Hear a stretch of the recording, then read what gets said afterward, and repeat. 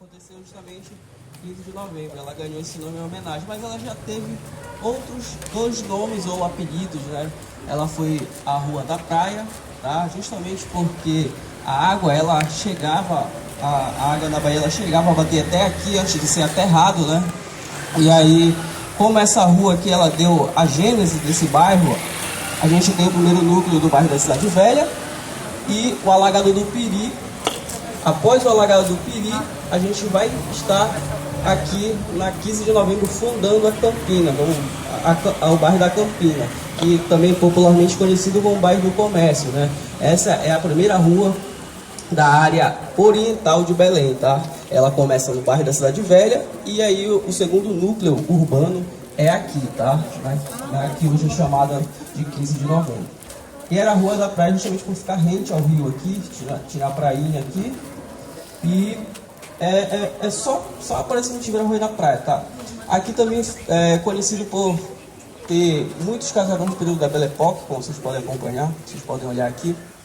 E muitos eram ligados e ainda são ligados aos bancos, ou a advocacia, ao comércio em geral. Essa rua aqui, ela sempre foi uma rua comercial.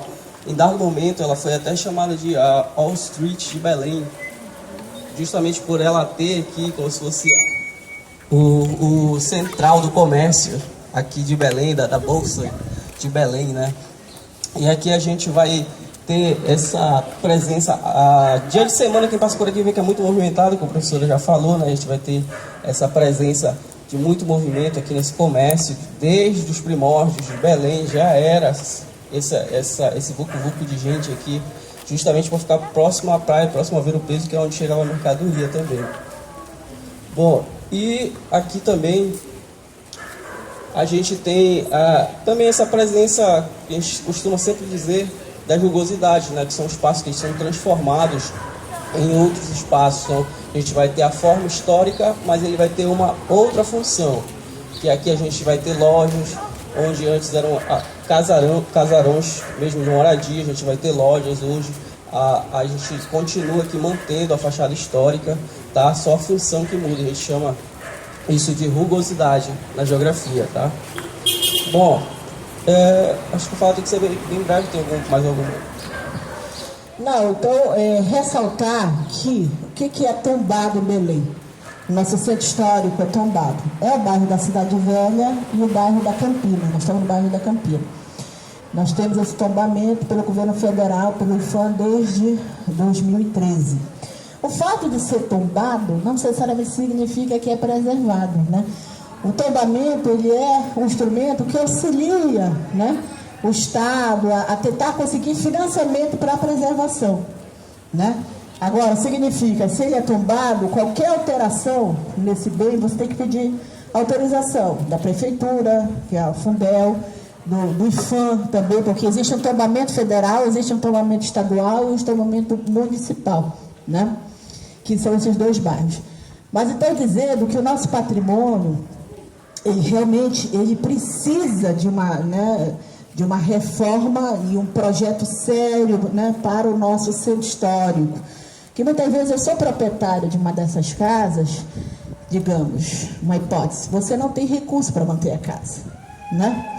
Então tem essa questão. Muitas vezes, o que acontece? O proprietário, como ele não quer, né, manter a casa, abandona, muitos imóveis abandonados. A primeira coisa que acontece, cai todo o miolo lá. Aí abre lá uma portinha para usar como estacionamento. É o que mais a gente tem aqui no centro histórico, né? Ou, de repente, pega fogo. Também a gente tem vários casos, né? Então, veja, é um problema que não é do proprietário só, né?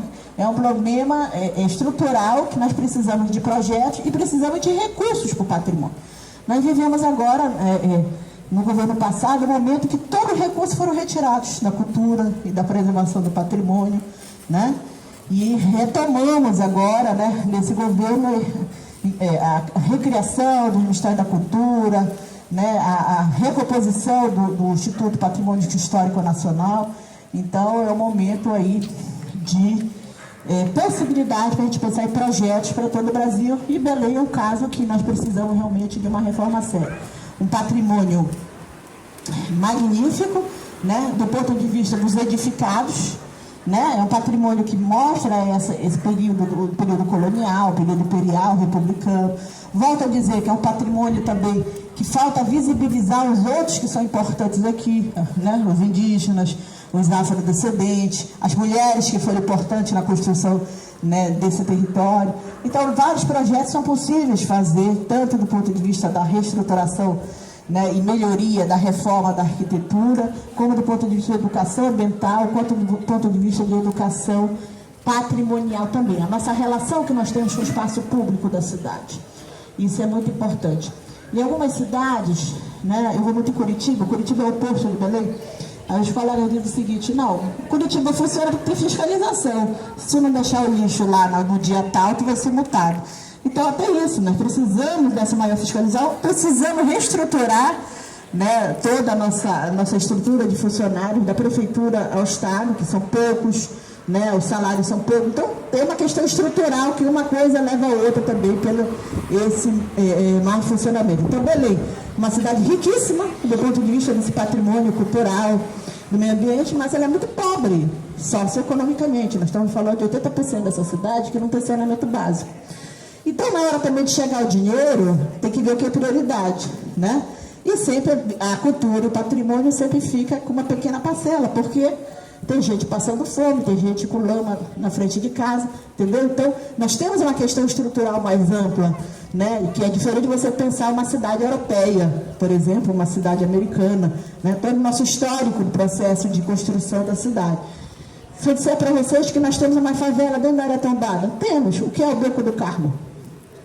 Quem conhece o Beco do Carmo, do lado ali? Temos, né? A ideia é limpar aquilo ali? Não, nós temos que pensar em política de como nós vamos integrar aquilo, né? Então, nós temos essa perspectiva também dos invisíveis e dos excluídos dentro do próprio centro histórico.